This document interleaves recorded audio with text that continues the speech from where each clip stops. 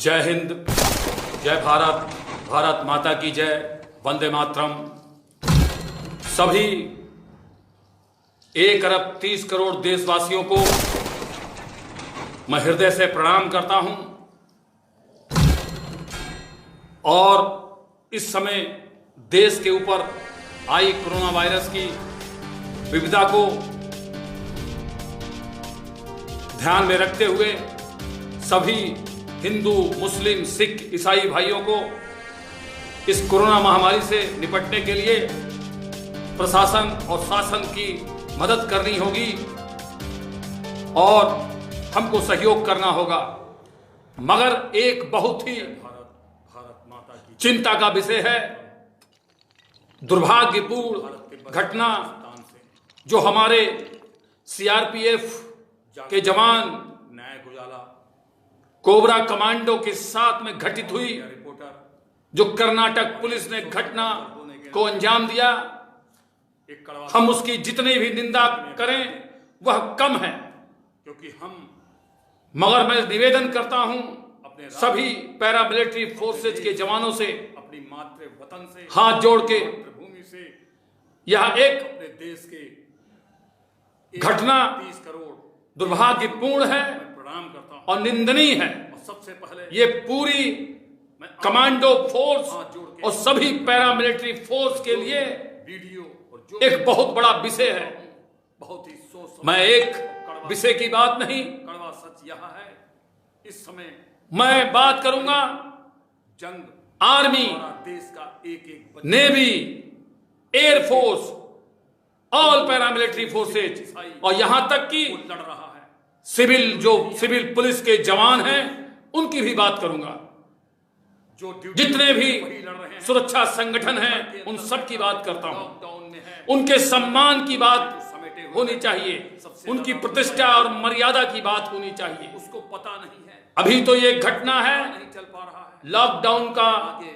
भविष्य क्या होगा, माहौल चल रहा है, पूरा देश लॉकडाउन में है और महामारी से त्राहिमाम हो रहा है, कोई भी कठिनाई आती है। ऐसे में अगर कोई भी जवान हमारा, कठिन समय है, कठिन घड़ी है, या कोई भी सिविल कर्मी या कोई भी व्यक्ति, मैं ये पूछना चाहता हूं कि पुलिस का परिचय क्या है, पुलिस की मानवता क्या है, पुलिस की इंसानियत क्या है, महामारी का किस तरीके से पुलिस को बिहेवियर करना चाहिए। अगर हमारा जवान कोबरा कमांडो अपने घर के बाहर स्कूटर साइकिल या मोटरसाइकिल या जो भी कार्य कर रहा था वो, तो क्या उसको उठा के कर्नाटक पुलिस को अपने थाने में ले जाना चाहिए और उसके ऊपर जबरदस्ती के 4 केस लाद के उसको आरोपित करके जेल भेजना चाहिए? मैं ये पूछना चाहता हूं, मैं पूछना चाहता हूं माननीय प्रधानमंत्री और गृह मंत्री जी से और पूरे मंत्रिमंडल से, मैं पूछना चाहता हूं देश की 1 अरब 30 करोड़ जनता से प्राप्त कर सकते हैं। पूछना चाहता हूं मैं, मास्क लगा के रखें, क्या ये घटना करें और साफ सुथरा रखें, ठीक थी? मगर उसके बाद में फिजिकल डिस्टेंस, जब सीआरपीएफ के डीजी महोदय ने हमारे कोबरा कमांडो के लिए अपना स्पेशल दस्ता कर्नाटक पुलिस के उस जगह पर भेजा और वहां से जब कर्नाटक पुलिस से हमारे जवान को, कोबरा कमांडो को जेल से जब छुटा के लाया गया, तब उसके बाद में जो उसकी पीड़ा सामने आई है वो निंदनीय है। हमारे जो सीआरपीएफ कोबरा कमांडो, उसके साथ इस तरीके की बर्बरता करी गई है कमांडो के साथ में, जैसे लगता है कि कमांडो नहीं था, वो एक आतंकवादी, एक टेररिस्ट था। मैं बता देना चाहता हूं उन पुलिस कर्मियों को, एक अरब शांति रखो और तसल्ली रखो। मैं सारे सिविल पुलिस को नहीं बोल रहा हूं, मैं उन पुलिस कर्मियों को बोल रहा हूं जो पैरामिलिट्री फोर्स के जवान का सम्मान नहीं करते हैं, जो आर्मी और नेवी, एयरफोर्स के जवानों का सम्मान नहीं करते हैं। मैं निवेदन करता हूं बार बार गृह मंत्री जी से, हमारे जवानों को, हमारे पैरामिलिट्री फोर्सेस के जवानों को सुरक्षा मुहैया करानी चाहिए। अगर जवान हमारा कोई छुट्टी में घर पे आता है, रेलवे पुलिस या किसी से संपर्क में जाता है, चाहे वो सरकारी ऑफिस में चाहे जाए, कहीं पर भी जाए, चाहे वो आर्मी का जवान हो, उसको तो कहा जाता है ये तो बोतल लेके आया होगा और इससे कोई भी काम करो इससे पहले रिश्वत मांगो। मैंने देखा है जो कोबरा कमांडो सीआरपीएफ के जवान, मगर ये दोस्त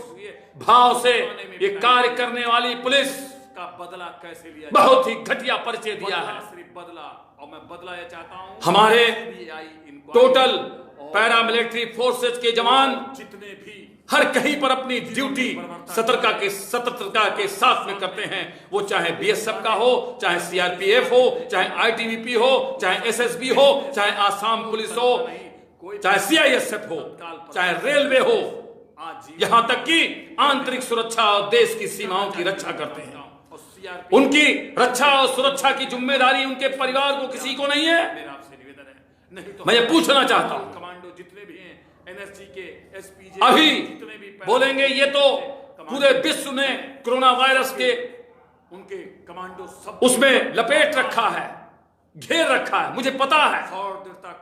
मगर कोरोना वायरस के नाम पे कमांडो के साथ जो आघात और जो आक्रमण